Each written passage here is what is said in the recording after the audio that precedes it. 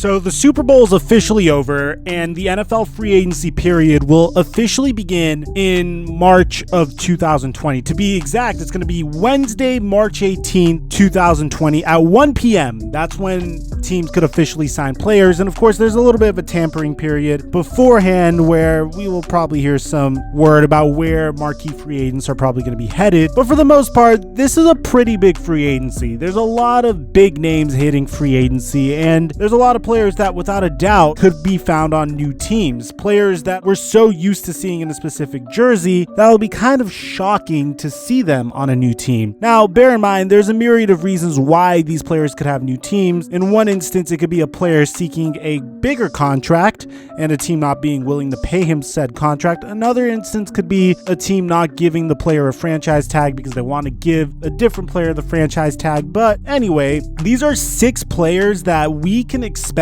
to have brand new teams this coming year. Now, the very first player we're going to start with is Byron Jones. And if you don't know who Byron Jones is, he was a first-round pick of the Dallas Cowboys back in the 2015 NFL draft. And the one thing that Byron Jones really has going for himself is how versatile of a player he is. The Cowboys have always tinkered with putting him at the cornerback position and the safety position. And the shocking thing is he's been very successful at both. He's an uber athletic corner, and he didn't really record an interception the past 2 years, but he has developed this reputation of becoming a physical shutdown corner. He's age 27, and the reason why I think he is not going to be re-signed with the Dallas Cowboys is because the Cowboys have so many players that they could give the franchise tag to. They could give it to Amari Cooper, they could give it to Dak Prescott, and according to many reports, they're most likely to give it to Dak Prescott, which means Byron Jones can't get hit with the franchise tag unless if there's some sort of alternate universe where the Dallas Cowboys say, hey, you know what? Defense is more important than offense.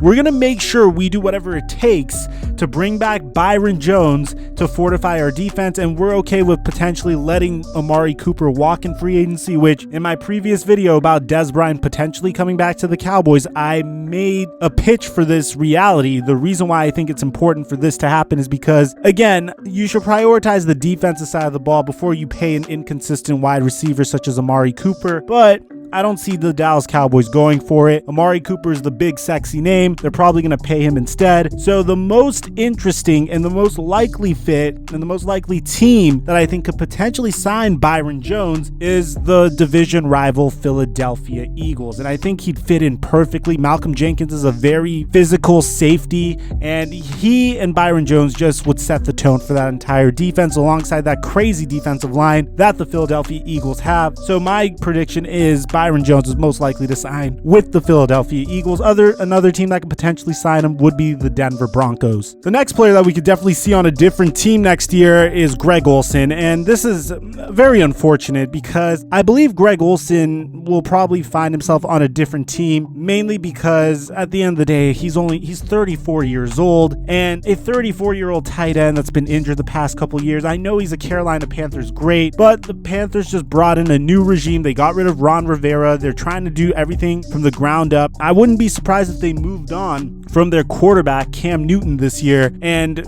tried to draft Matt Rule's own quarterback, try to get him his own everything and just build around Christian McCaffrey. But the one consistent piece of the Carolina Panthers that's probably going to be gone next year is Greg Olsen. He hasn't been that much of a difference maker since 2016. I don't think he's going to be much of a difference maker in 2020. He hasn't been a difference maker in 17, 18, and 19. Literally in 2017, he had 17 receptions for 191 yards. In 2018, he had 291 yards and 27 receptions. Last year, he had 52 receptions for 597 yards. The injury bug has not been kind to Greg Olsen. So I think as a result of that, we could see him sign with any team that just wants a veteran presence in the locker room. And apparently he's visiting the Redskins. I would hope that he signs with the Buffalo Bills because that's a place that he could bring veteran leadership, but at the same time, he doesn't need to dominate the offense. And I don't think that's the reason why any team would bring in Greg Olsen. Speaking of Greg Olsen, another player that I could potentially see going to a different team, and I think this is probably the biggest long shot in this entire video, is Tom Brady. And this is, if he does leave, this wouldn't make much sense to me, but my guess would be is because of a pride war that he's in the midst of with Bill Belichick and the Patriots front office. I know earlier this year he wanted the offense to throw the ball more. He wanted the ball to be more in his hands, and he wanted more control over games. But the fact of the matter is he's 42 years old, and a 42-year-old, yeah, he does have the occasional arm that can make those deep throws, but he can't do it at the rate that he once did. But the one thing Tom Brady can do is he's probably the most brilliant quarterback in the entire league, and he has the most experience out of every quarterback in the entire league. So he could probably pick apart defenses, man, at the line of scrimmage, audible to the right play, hand it off to whoever his running back is, and make sure that his running back has that open lane from the get-go. He can make great pre-snap adjustments, just as Peyton Manning did in his final year in Denver. So whoever gets him, if he even does leave, will probably be getting that kind of quarterback. I don't think he's going to be the type of quarterback that could air it out consistently, unless if that team reverts to some sort of West Coast offense, but who the hell wants to see that or play in that? Now, the three most likely teams to sign him is the New England Patriots and then the Tampa Bay Buccaneers or the Las Vegas Raiders. The Tampa Bay Buccaneers would be an interesting fit because they have probably the best wide receiver core in the entire league, with Mike Evans, Chris Godwin, OJ Howard is over there, and you have Bruce Arians, who's shown that he's good at working with older QBs. And the Las Vegas Raiders would probably bring in Tom Brady just so they could set the tone, set the culture as they're moving to Las Vegas. Now, speaking of Tom Brady, a player that said he would move anywhere with Tom Brady and wants to team up with Tom Brady is Antonio Brown. And it's very interesting. I'm curious to see if Antonio Brown will even make it back to the NFL this next year.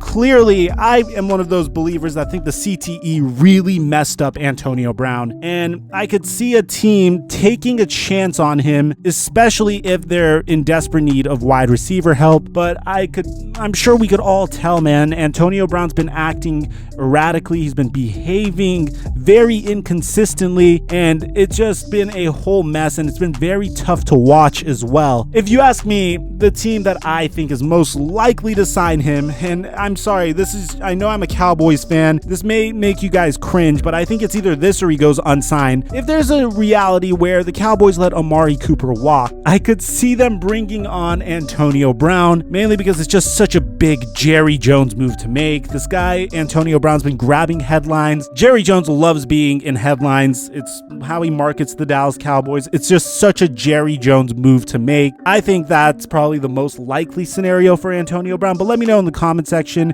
if he doesn't team up with Tom Brady, wherever Tom Brady goes, where do you think AB is going to end up? Now, speaking of wide receivers, the next player that I think could end up on a different team or the same team as Tom Brady, and this all depends on how the Cincinnati Bengals use their franchise tag, is AJ Green. Now, bear in mind, I think this guy, AJ Green, is probably the second most likely player to stay on his team, save for Tom Brady, mainly because AJ Green is the type of player that could really speed up Joe Burrow's development. If you remember when Cam Newton was drafted in 2011, he begged Steve Smith to stay for his rookie year, and they ended up having a good year that year. Cam Newton's rookie year is renowned amongst fantasy football players. He crushed it that year, and a part of it had to do with Steve Smith being on his side. I can see a similar situation where Joe Burrow asks AJ Green to give him a chance, give Zach Taylor a chance, and AJ Green, Joe Burrow, and Zach Taylor could potentially make magic happen alongside Joe Mixon in this new offense and this new regime for the Cincinnati Bengals, which should be very exciting to watch this year, man,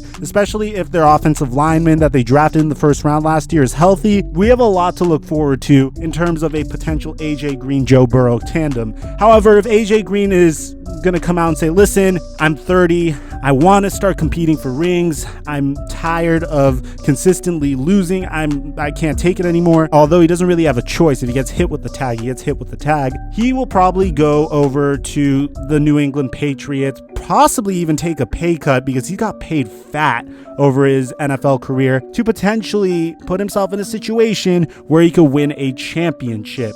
Let me know in the comment section if you think there are any other teams that could potentially sign AJ Green. That's just my opinion. Now, the final player that I think is going to definitely end up on a different team is Derrick Henry. And this will happen if the Tennessee Titans say, look, We saw what happened with the Dallas Cowboys and Ezekiel Elliott. We saw what happened with the New York Jets and Le'Veon Bell. We saw what happened with the Los Angeles Rams and Todd Gurley. Ever since signing those players to a max contract, or, an overpaid running back contract, those players, teams were not able to make it into the playoffs. Now, I know it's been very short. It's been over like a year. So I know I pulled that statistic out of my ass a little bit, guys, but hear me out. Whenever you overpay a running back, you're really handicapping yourself for the future. Like, think about the Los Angeles Rams. Who are they going to pay right now? How are they going to get new marquee free agents to join their roster after paying Todd Gurley and paying Jared Goff? They're committed to those players. They're and paying Brandon Cooks and paying Aaron Donald. Now they just have to roll the dice again over and over again with those core pieces. And they still want to try to find a way to pay Jalen Ramsey. I feel like the Tennessee Titans, although the run game was absolutely crucial to their offense, I think they're probably going to slap Derrick Henry with the franchise tag, see if he could do it again. And I'd like to see what ends up happening in that scenario, because if Derrick Henry hits the open market, it's going to be very complicated to figure out who does sign Derrick Henry. I can't make a prediction here because the running back market is so interesting. It's a market where some teams want to make a splash and bring in a big name to sell those tickets like the New York Jets did. They wanted to bring in Le'Veon Bell to say, hey, we got Le'Veon Bell. Come watch games now. We have a new coach. We have Sam Darnold. Come through, watch games. We're hyped right now.